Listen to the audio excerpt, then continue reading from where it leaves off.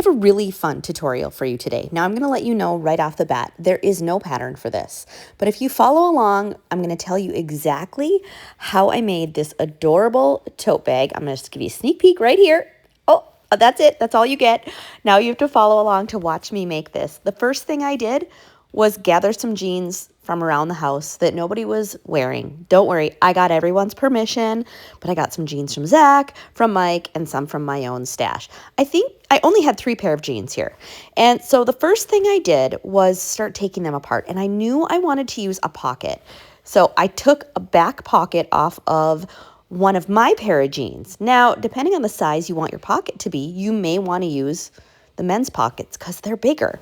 So it all just depends on what you want to do. So I carefully removed this pocket just by seam ripping around that outside edge. Now there is a rivet in each corner.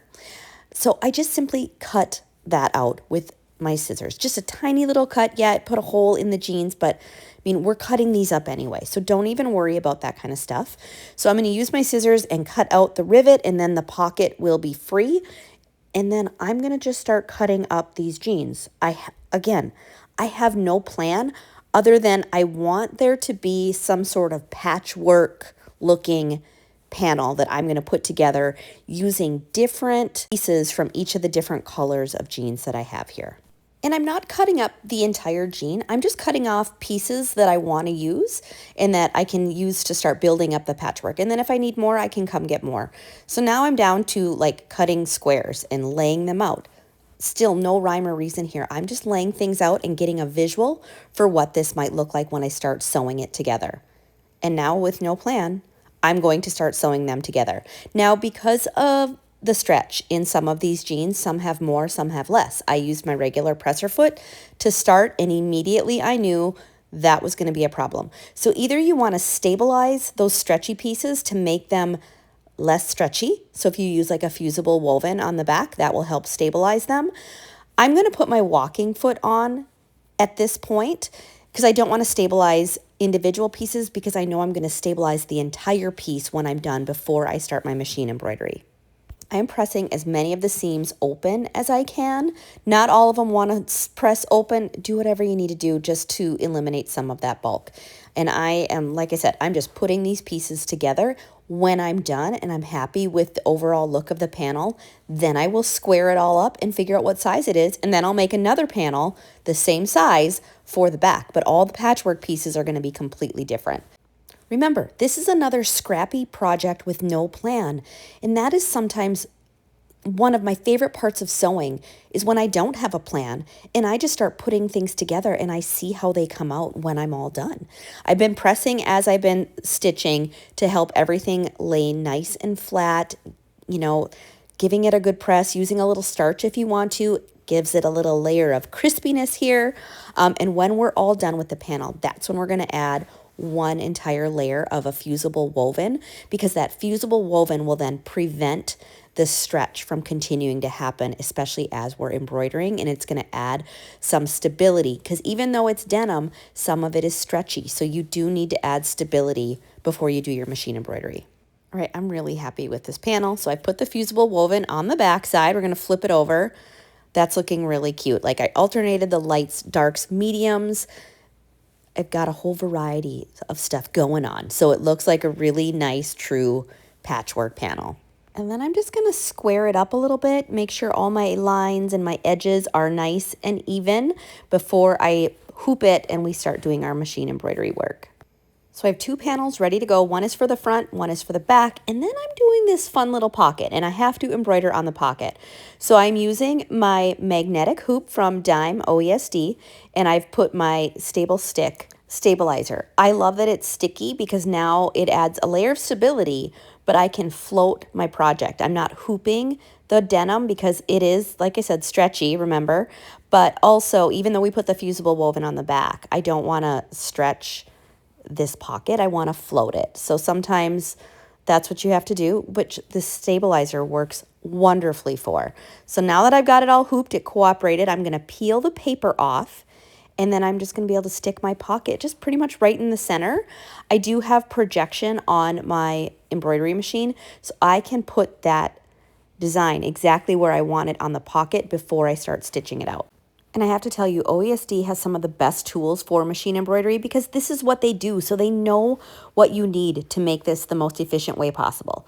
So now we've peeled off that paper backing. We're going to stick our pocket to it. And the embroidery I picked out for this pocket is so dang cute.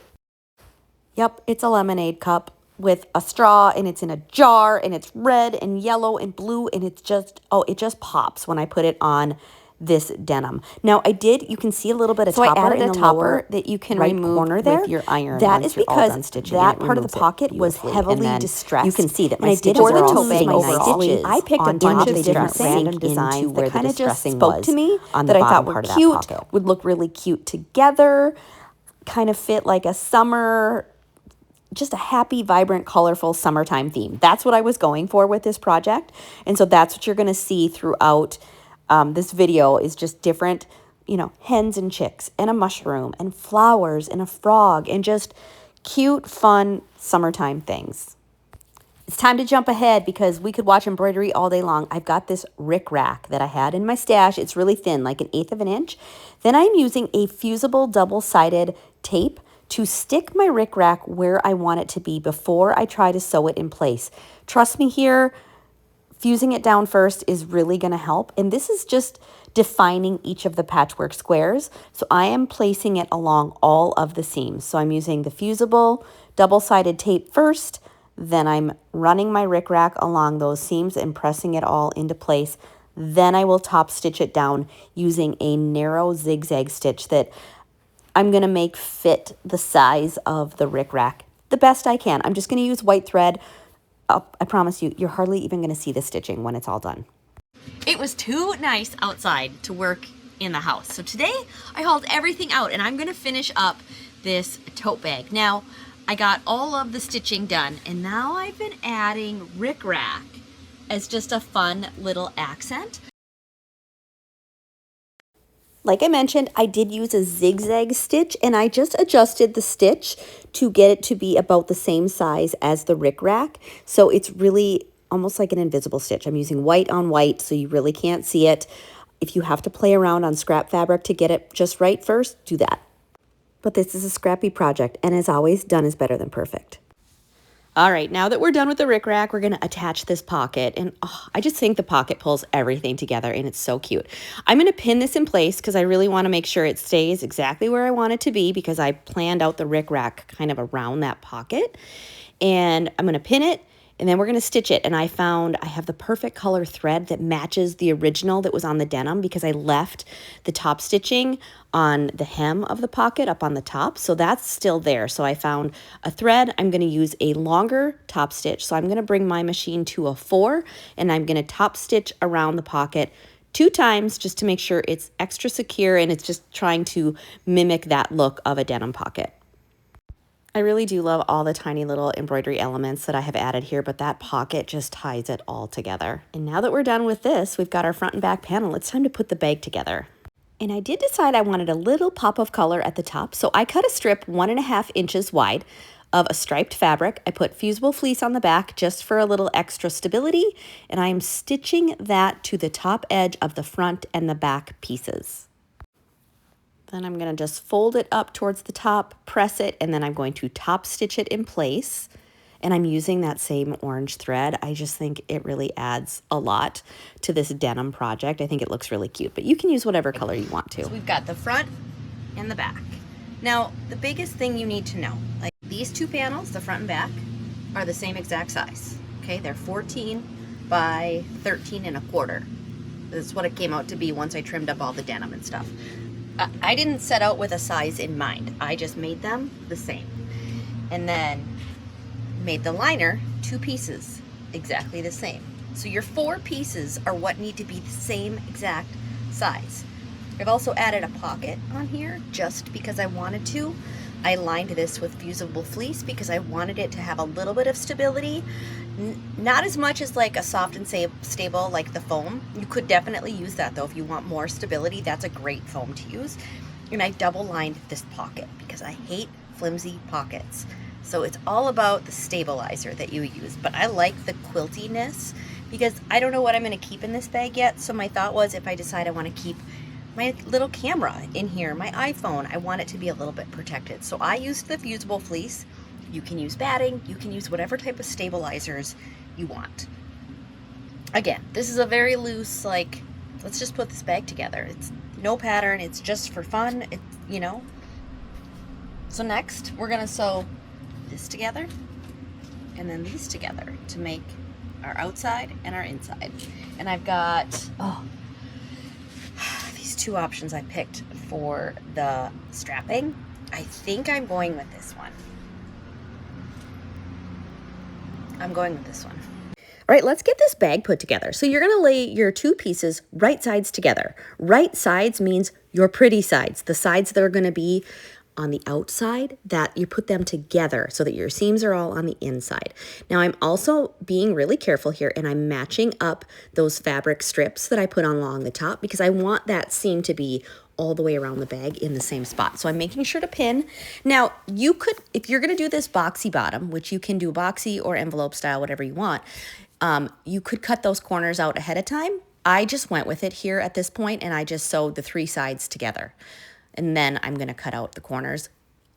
Honestly, I prefer when I cut out the corners first and then I backstitch, because now I'm gonna have to go back in and backstitch so that nothing comes undone. But regardless, I'm cutting out 2 inches out of each bottom corner, 2 by 2. So I'm just marking them with a ruler and a marking pen, and then I'm just gonna take my scissors and cut those squares out. Next, you press your side seam to the bottom seam and you flatten out that corner, kind of makes like this little angled shape, and you just put that under your needle and you stitch that opening closed. Again, make sure that the side seam matches in the bottom seam on both sides, and then stitch it closed, and that's what creates a nice, clean, boxy bottom. And you're going to do this both on the lining and love this on even more than I thought that I would. So we're doing it on both sides, and then like the exterior is essentially done. Yeah, that flower pot got cut off a little bit, but that's okay. I think it just looks so dang cute. Now we're going to take the lining pieces. Same thing, but I'm going to cut out these corners first because that's the way I really should have done it with the bag. But again, we don't have rules. We just make things work, okay? Right sides together before you cut them out. Same 2-inch corners on the bottom. Mark it, cut it, stitch it. And before I get so excited to finish this bag and get too far ahead of myself, I just realized I have to add the strapping. So don't forget to do that. So we're going to pause this part here, and we're going to add the strapping because you want to stitch it to the top of the liner before you sew your liner pieces together. So we're going to measure from each side. I'm going to go in 3 inches on each side, and that's where I'm going to add the strapping onto the liner. So I'm going to line up the edge of the strapping where I made that 3-inch mark. Just make sure it's the same on the front and the back. You can put it wherever you want. Now you want to go in at least 2 inches because that's how big you made those boxy bottoms. So that's why I went in 3 inches, so that my straps weren't right on the outside edge of the tote bag. So you want to think about that and where things are going to line up. And my straps are also a bit wider. Now I did cut my straps at 25 inches long, and I'm putting them on here, making sure they're not bent or twisted weird or funny while I'm laying them out.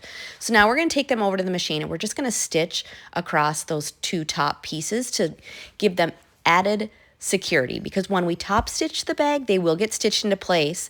And then when we finish it, it will get stitched in again. So these straps are stitched in quite a few times, but I always start with stitching them in place before I do anything else. All right, now that those are all strapped in, now we're gonna sew the sides all the way down to that boxy corner, back stitch, then we're gonna go to the bottom, and we're gonna stitch in a couple of inches, and then we're gonna stop, and we need to leave room for our hand to fit in there to turn everything right side out when we're done. So we're gonna move that down, leave a good 4-inch gap, and then stitch to the other corner, back stitch there, and then stitch the other side. And now after that, we're gonna make our boxy corners the same exact way we did for the outside. And so now you have a liner and an exterior that are the exact same size, because we use the same seam allowance, the same size fabric to start with, so everything should line up beautifully. All right, let's make these boxy corners. Same exact way, your bottom seam matches up with that side seam.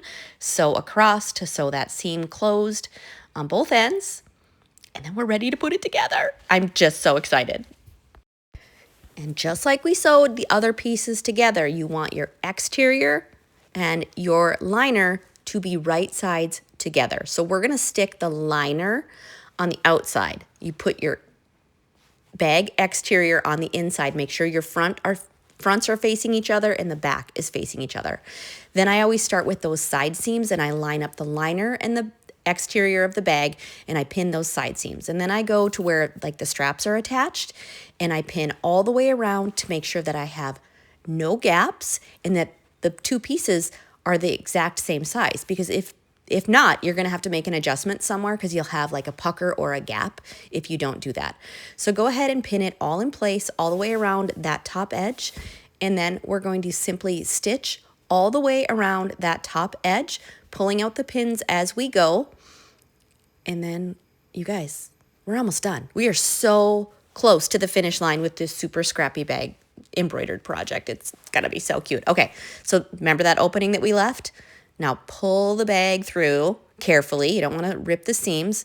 I sped this up a little bit because it took me some time. And then you're going to fold in on that lining and you can pin it at the beginning and the end. And we're going to bring it back to the machine and stitch with about 1/8 of an inch seam allowance here. You're just stitching that opening closed.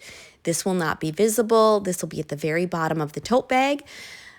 Tuck that back in. If you want to give it a good press to keep your seams aligned where you want them to be before you top stitch, you can do that.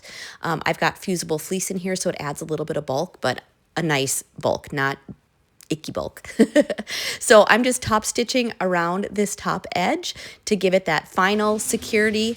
And look at, oh my gosh, it's like this lining was made for this summertime embroidered tote bag. All right, this turned out so dang cute.